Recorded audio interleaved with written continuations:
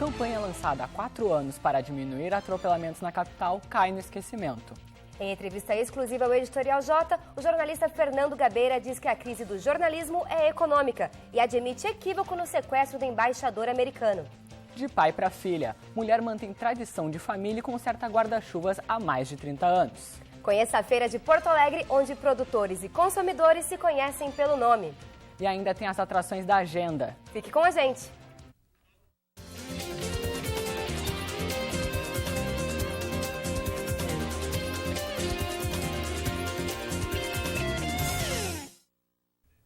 O projeto da mão na contramão. 4 anos depois, quase ninguém lembra e poucos motoristas respeitam uma ideia que poderia humanizar o trânsito de Porto Alegre. Passou o primeiro, o segundo, vem vindo o terceiro, mas será só depois do 4º carro passar que Dona Ivone vai conseguir atravessar a rua. E essa situação não é nada incomum. A maioria não para. Tinha que ter sei lá, um sinal aqui, alguma coisa, né? Há 4 anos, a EPTC criou a Campanha da Mãozinha, que visava conscientizar pedestres e motoristas sobre a utilização da faixa de segurança. Agora vai ficar mais fácil atravessar na faixa. Porto Alegre tem um novo sinal de trânsito, onde tem faixa de pedestres e não tem sinaleira. Estique o braço, espere os carros pararem e atravesse com segurança. Fazer esse gesto em frente a uma faixa de segurança é o meu pedido para poder atravessar a rua. Um gesto simples, que facilitaria a convivência entre pedestres e condutores. Mas, ainda assim, alguns motoristas não respeitam. E demorou uns 10 minutos. Esperei até passar o último carro, foi quando deu para passar. Por mais que tu sinalize, eles param quando eles estão afim, porque estão sempre com pressa. Faixa de segurança, ela é uma questão de educação. Por exemplo, nem o pedestre é educado e nem o motorista é educado. Mas eu tento ser educado e quando tem pedestre na faixa, eu paro. Nesse impasse no conflito entre condutores e pedestres, a solução para a empresa pública de transportes e circulação envolve a colaboração de todos. Se tivéssemos uma sociedade um pouco mais civilizada, a ação do pedestre pedindo uma gentileza seria correspondida por uma ação de gentileza do condutor. E o condutor agiria com gentileza com relação ao pedestre. Seria dos dois lados. Um ex-guerrilheiro defende como equívoco uma das maiores ações da luta armada contra a ditadura no Brasil. O sequestro do embaixador americano Charles Elbrick foi um erro. Tratado como subversivo, preso, torturado e exilado durante os anos de chumbo. Fernando Gabeira, da Globo News, está preocupado com a crise econômica que atinge o jornalismo.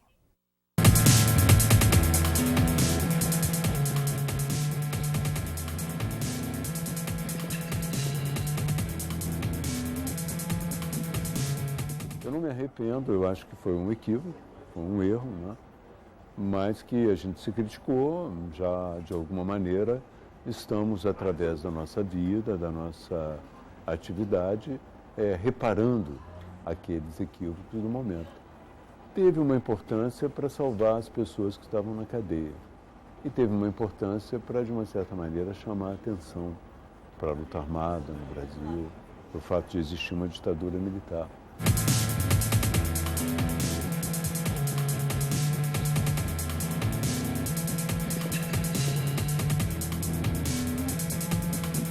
É muito problemático você passar um período no jornalismo, disputar a eleição e voltar depois para o jornalismo. O próprio mercado jornalístico fica com uma certa desconfiança se você está apenas ali. Isso não significa que eu não tenha opiniões, né?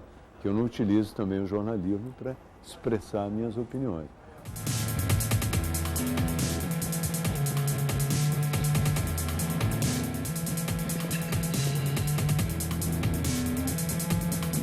Eu acho que nós vivemos uma crise, sim, né? E essa crise tem 2 dimensões. Uma dimensão conjuntural, que é nacional, são as dificuldades econômicas que o país vive.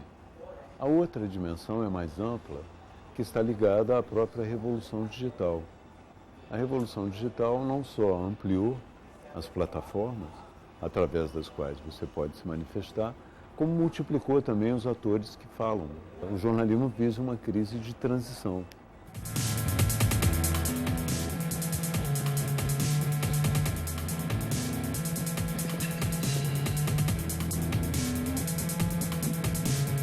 Então, eu acho que o termo esquerda-direita está muito circunscrito ao século passado, mas que algumas ideias de esquerda eu continuo tendo, sobretudo aquelas que dizem respeito à justiça social, não é? A possibilidade de você, o Estado, contribuir para que as pessoas superem as suas dificuldades,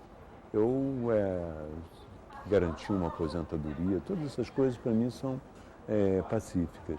Eu sempre fiz lutas minoritárias no Brasil, né? Eu sempre fiz essas lutas minoritárias, mas com a consciência de que eram lutas minoritárias, então que era preciso de uma habilidade fora do comum para você conseguir emplacá-las.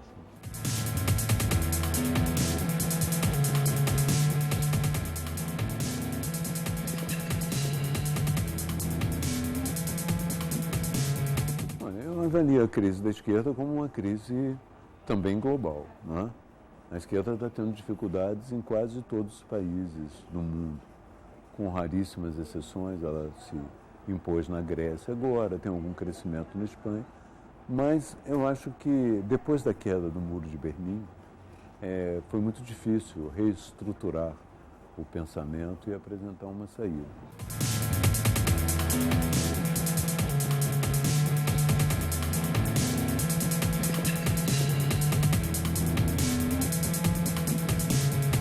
Olha, eu acho que na verdade existem duas concepções, uma de não receber, a outra de receber, né? Que até certo ponto a concepção de receber está sendo vitoriosa. E hoje ela é expressa na posição do partido do país mais importante da Europa, que é a Alemanha. A Alemanha é um país que decidiu receber, sabendo que ao receber vai ser um novo país. A seguir, a apresentadora do Fantástico revela os bastidores da mais tradicional revista eletrônica do Brasil. E tem também os destaques da agenda. A gente já volta.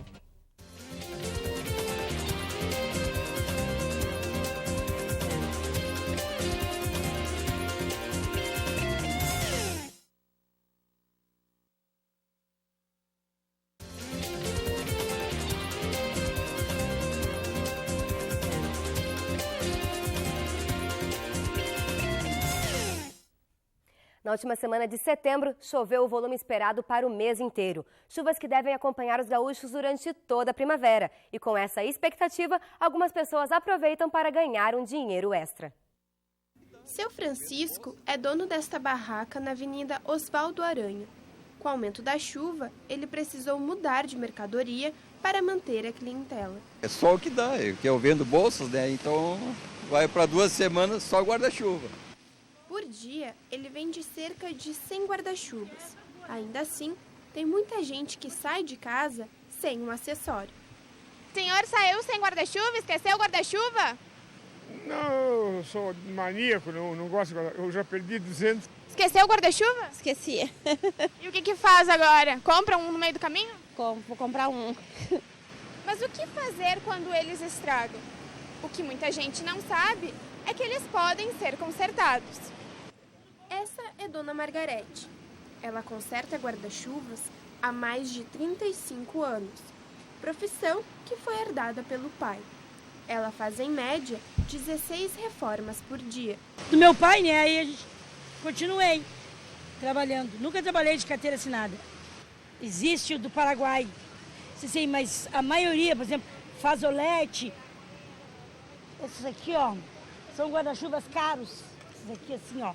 Esses aí eles consertam. Esse aqui, ó. Esse aí, ó. Esse aqui, ó. São guarda-chuvas caros. Esses aí eles mandam consertar. Esses do Paraguai nem eu faço questão de consertar, mas eles trazem aí, eu tenho que consertar. O guarda-chuva foi indispensável nas 2 últimas semanas de setembro e continuará sendo durante toda a primavera, com a influência do El Niño, fenômeno caracterizado pelo aquecimento das águas do Oceano Pacífico. A chuva deve permanecer intensa na capital até dezembro. O Fantástico é como um vestido de noiva com bordados. A definição é da atual apresentadora do programa da TV Globo, Poliana Brita. O trabalho jornalístico por trás da revista eletrônica foi o tema da conversa com o Editorial J.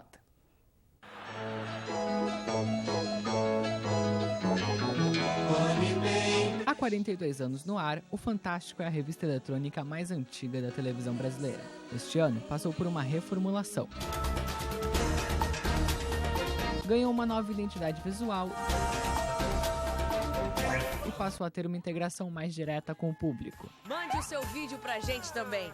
A jornalista Poliana Brita é apresentadora do Fantástico desde o ano passado e participa de todos os processos de produção. O Fantástico é um programa líder absoluto de audiência no horário dele. E assim, eu tenho muito orgulho de dizer que a nossa audiência é ótima e continua ótima e é cada vez melhor.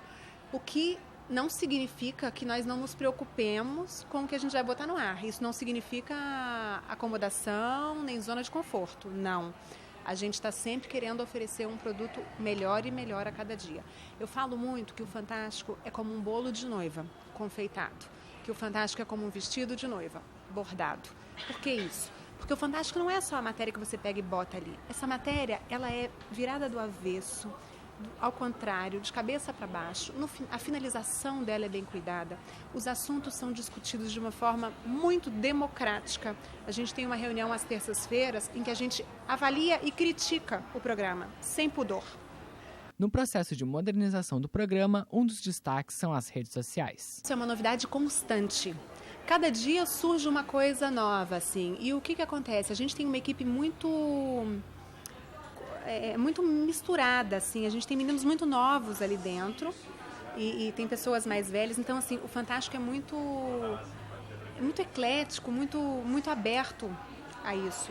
Eu acho que isso faz com que a gente consiga ter esses diferentes olhares, inclusive sobre essa questão tecnológica da rede social. A gente tem a nossa página ali em cada uma das redes sociais, eu alimento isso com uma página que eu criei, porque é a forma mais próxima que as pessoas têm para chegar até a gente. A gente tem ações pelo site, a gente acabou de fazer uma ação agora, que foi com o pessoal da Legião Urbana.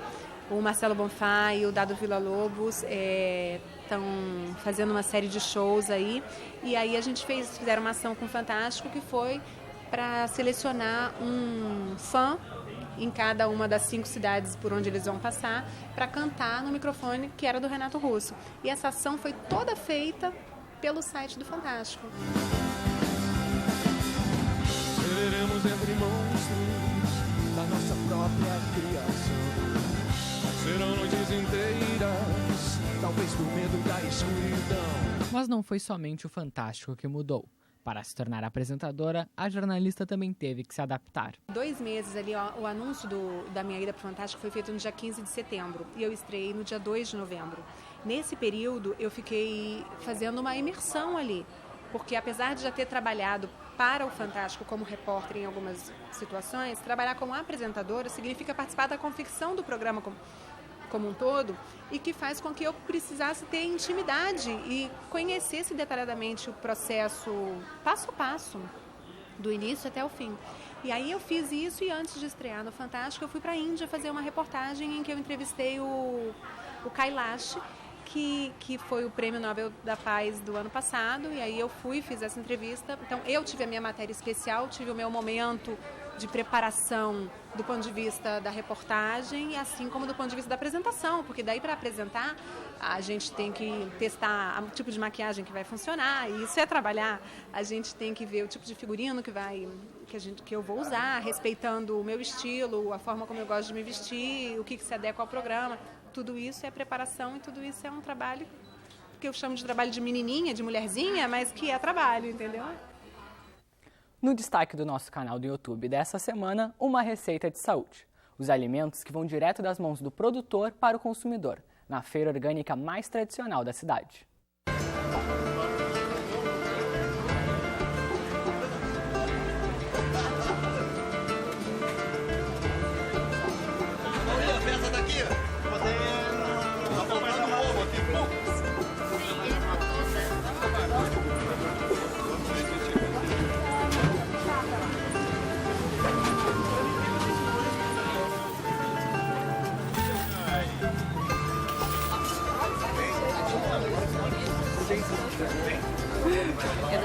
Meu nome é Wilson Luiz Stefanowski, né, produtor orgânico há 24 anos, né, e decidi produzir orgânico por uma questão de qualidade de vida. Meu nome é Tânia, eu venho na feira há mais de 15 anos, me acostumei a comer os produtos orgânicos, agora não consigo mais comer, eu e minha família, os produtos normais da feira, que o gosto é diferente.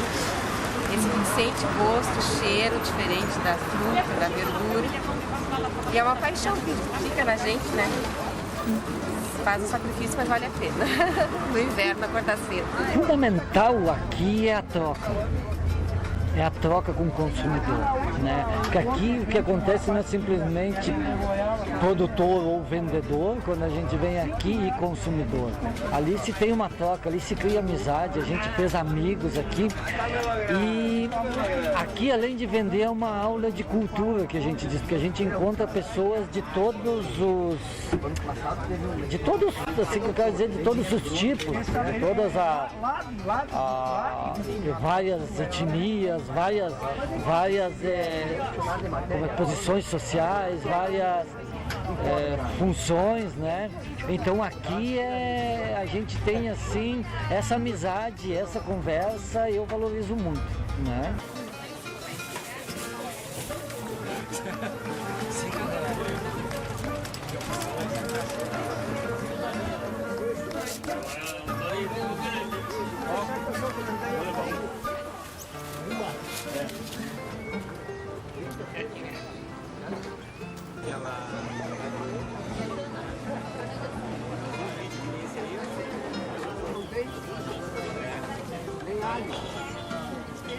Desde que eu comecei a produzir, eu já produzi sempre orgânico, né? Eu peguei uma propriedade que era do meu pai, ela estava em parte, ela estava sendo usada agrotóxico nela, né? A gente já fez a conversão imediatamente, né?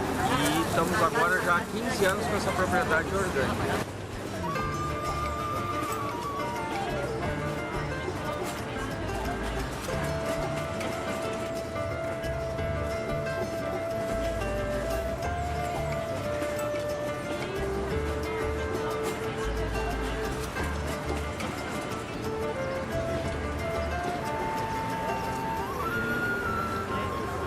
Não dá para fazer uma visão reducionista da agricultura orgânica, do trabalho prazeroso, do trabalho árduo também, né? No conjunto. Né? Acho que no conjunto o resultado é um resultado satisfatório. No meu caso é bastante, porque quando as pessoas consomem elas te dão retorno, né? E é fantástico, né? Então aquele trabalho a mais tem um sentido, né? Quando o trabalho tem um sentido, não é mais nem menos, sabe o que está fazendo, né? Então está dentro do pacote. Quando eu pego para feira é vida, porque é vida para quem produz e vida para quem consome, né?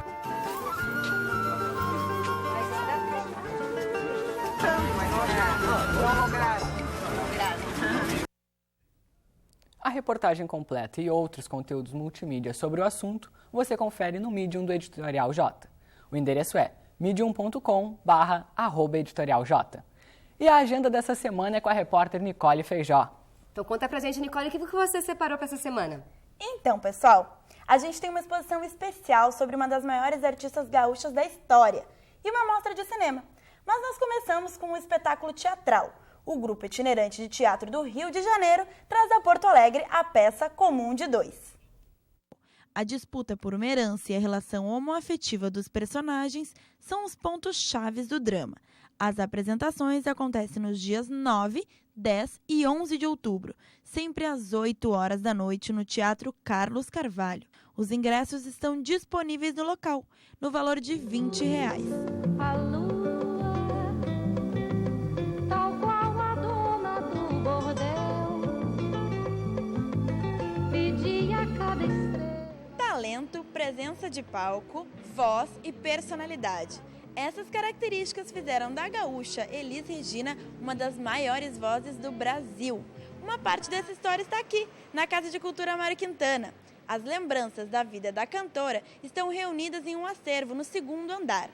A entrada é gratuita e o acervo é permanente. Durante todo o mês de outubro, o Cine Santander Cultural promove 3 mostras de cinema. Serão exibidos filmes aclamados pela crítica, como Laranja Mecânica, Um Estranho no Ninho e O Sorriso de Mona Lisa. As exibições vão até o dia 29 deste mês. Confira a programação completa no site www.santandercultural.com.br. The brightest students in the country. Be careful, they can smell fear. This is history of art. Can anyone tell me what? O programa de hoje fica por aqui, mas você pode nos acompanhar sempre pelo canal do YouTube, youtube.com/editorialjota. E não deixe de conferir nosso site, www.eusoufamecos.net/editorialjota. E a gente encerra o programa de hoje com o clipe da banda Onda Vaga. Ela se apresenta no Salão de Atos da URGS no dia 13 de novembro. Os ingressos custam R$ 50 e a meia entrada R$ 25. Você pode adquirir nas lojas Multissom ou pelo site www.minhaentrada.com.br.